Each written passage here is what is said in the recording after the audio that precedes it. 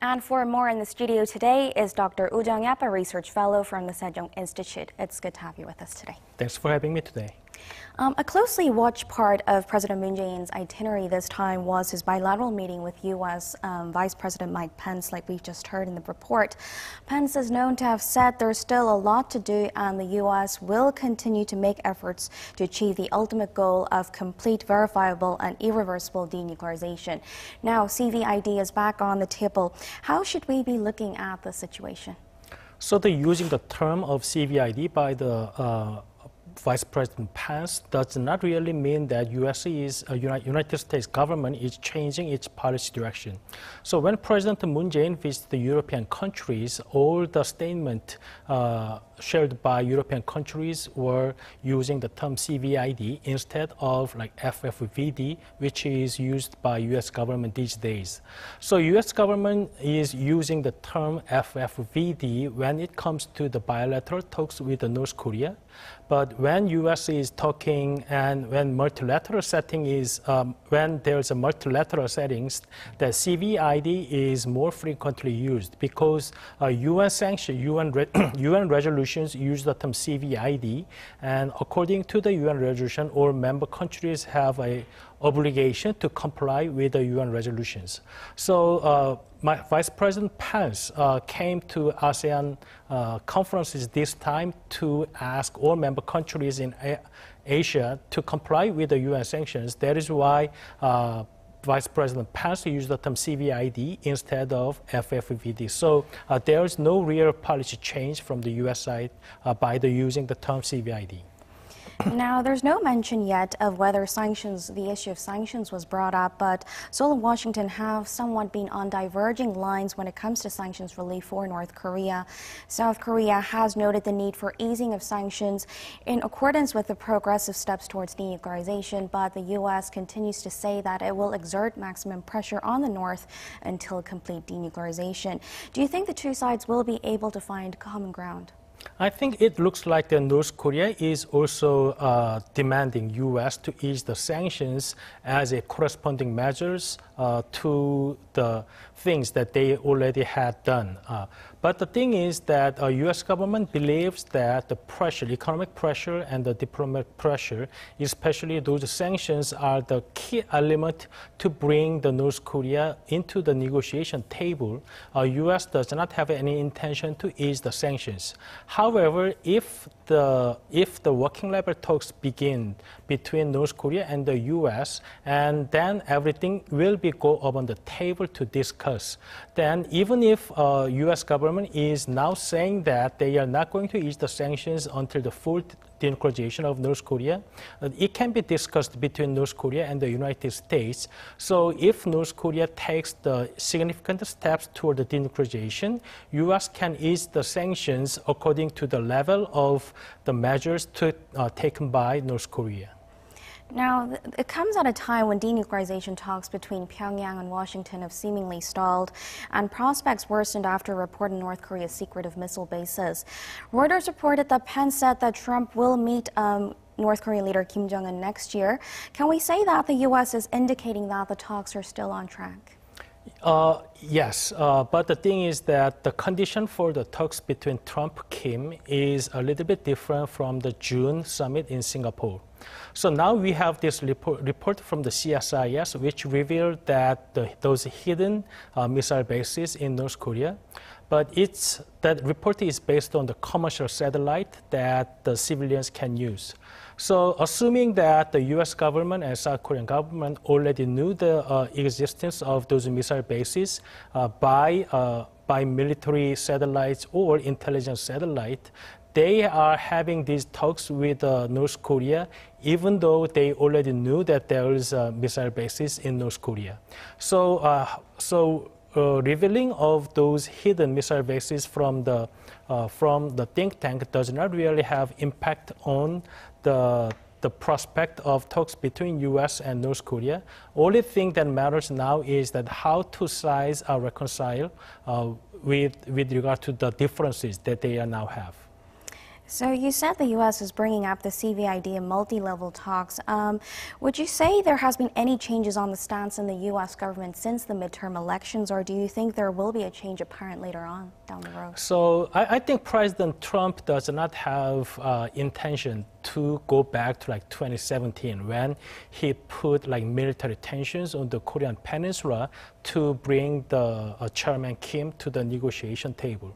Because as North Korea has not done any more provocations with its nuclear and missile capabilities, it's difficult for U.S. to bring up another sanctions onto North Korea. And if North Korea does not make any provocations, then it's going to be politically very difficult for President Trump to use other measures than diplomacy. So I think that President Trump is going to continue to use the diplomacy and the economic sanctions as his main tool to deal with North Korea. But the thing is that if North Korea has not responded positively to U.S. request on having working level talks, then President Trump is not as he said, he's not in a rush to have a talks with North Korea.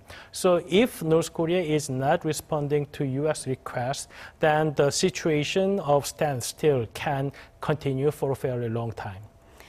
Staying with President Moon's summit diplomacy, he also sat down for a one-on-one with his Russian counterpart Vladimir Putin on Wednesday. Now, the two sides are known to have talked comprehensively on the terms and conditions of easing sanctions on the North. And Putin was quoted as telling Moon that there should be reciprocal measures should there be progress towards denuclearization. What significance or impact do you think this will have on the North's denuclearization process? So I think that this kind of talks could send a message to Chairman Kim that South Korean president is working to help them to have a much fair ground with the United States when it comes to the bilateral negotiation between U.S. and North Korea. And Russia is the permanent member of UN Security Council. So even though U.S. can veto any move by China or Russia with regard to the UN resolutions on sanctions, but it has political meaning that China and Russia is on the side with North Korea. So I think that South Korean president is trying to take advantage of this opportunity to send a message to Chairman Kim that international community is watching North Korea to move toward the denuclearization. And when North Korea may then move, we are ready to help them to get easing the sanctions.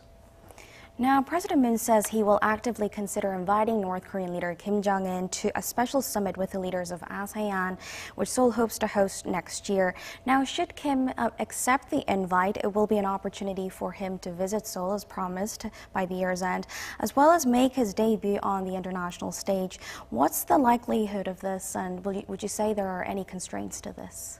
So we really don't know the prospect of Chairman Kim's visiting Seoul or Chairman Kim's participating in the ASEAN summit next year. So Indonesian president yesterday mentioned during the conference that it would be great if ASEAN can invite Chairman Kim to the summit next year. And President Moon said that it's a good idea to consider positively. But the thing is that we have now these stalled talks between the United States and North Korea with regard to North Korea's nuclear weapons. So unless there's a progress, it's going to be very difficult for international community to accept Chairman Kim to the international conference. At the same time, Chairman Kim will know that there's nothing much he can get if there's no progress between U.S. and North Korea with the denuclearization. So I think whether Chairman Kim is going to visit Seoul or whether Chairman Kim is going to participate in the summit next year all depends on what kind of progress that we are going to see between U.S. and North Korea. Shifting our gears a little bit, now on Wednesday evening, Korea time, a high-level delegation from North Korea crossed over the border to the south to attend an international conference. Now, the delegation initially drew attention because it included key officials that's been part of inter-Korean dialogue or the North Korea-Washington dialogue. But Kim Jong-il, the head of North Korea's United Front Department, was absent citing personal reasons. Should we say this is a coincidence, or how should we be looking at this? So North Korean delegation did not officially mention what's the reason behind this. So we don't know what exactly is the reason that Ms. Kim is not coming to Seoul this time. But as we saw before, that she accompanied Vice Chairman Kim Young-chul when he met President Trump in May. So I think she played a very important role when it comes to North Korea, the U.S. relations. So one guess might be that because of the cancellation of the high-level talks between U.S. and North Korea, she might need to do something in North Korea. And also there are much media attention is given to her visit instead of giving attention to the head of delegation, Mr. Jung-yeop, the chairman of Asia Pacific Peace Committee of North Korea. So maybe what she is going to do, who she is going to meet, draws much more media attention than necessary. So I think that might be too much for her to come to Seoul this time. Now, according to a Korean daily, Seoul and Washington will launch their working group on Pyongyang's denuclearization next week.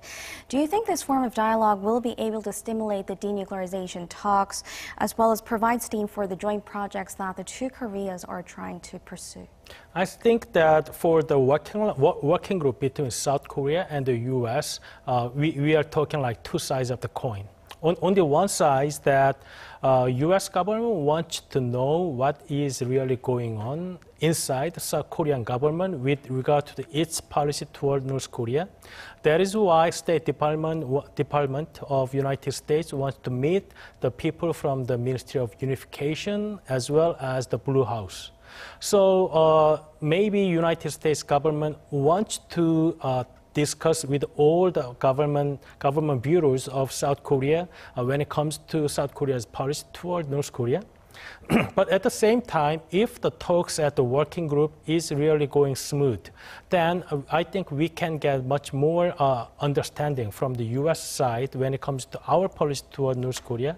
So I think we are talking about two sides of coin at the same time. So if the talks at the working group between U.S. and South Korea goes really well, I think the prospects for the denuclearization as well as inter-Korea relations are much brighter. Staying on the same topic, but North Korea has been very opposed to this working group. Do you think their response could be a variable in the future denuclearization process? So now North Korea is talking about one side of the coin, that they believe that the working group is proposed because U.S. wants to oversight all the process of inter-Korea relations. So that is why North Korean media said they oppose this composition of this working group between U.S. and South Korea. So if there's some progress made by this working group talks between U.S. and South Korea, I think there's no reason for North Korea to oppose this kind of talks between two allies. I'm afraid that's all the time we have for today. Thank you for your insights. Thank you.